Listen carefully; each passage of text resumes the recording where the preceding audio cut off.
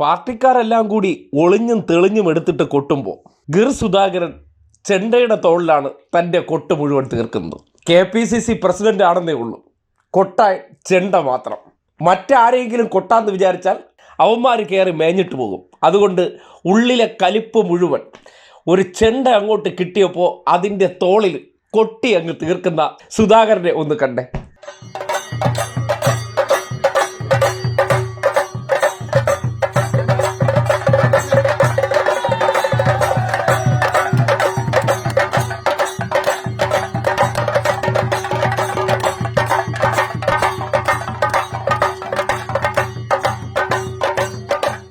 പണ്ട് നാട്ടിൻപുറങ്ങളിൽ പറയും പോലെ കഴുത കാമം കരഞ്ഞു തീർക്കുമെന്ന് പറഞ്ഞ പോലെ KPCC പ്രസിഡന്റിൻ്റെ മറ്റുള്ളവരുടെ കൊട്ടാനുള്ള മോഹം ചെണ്ടയുടെ തോളി കൊട്ടി കൊട്ടി കൊട്ടി തീർക്കുകയാണ്.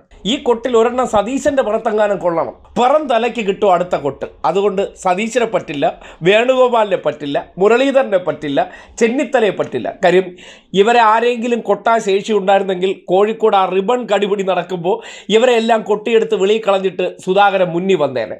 സുധാകരനെ കൊട്ടി പറണ്ടിയെടുത്ത് വെളിയിൽ കളഞ്ഞിട്ട് സതീശനും ചെന്നിത്തലയെല്ലാം KC വേണുഗോപാലിനൊപ്പം മുൻനിരയിൽ വന്ന് ആ ഉദ്ഘാടനത്തിൽ ഇടിച്ചു കയറുന്നത് നമ്മൾ കണ്ടു.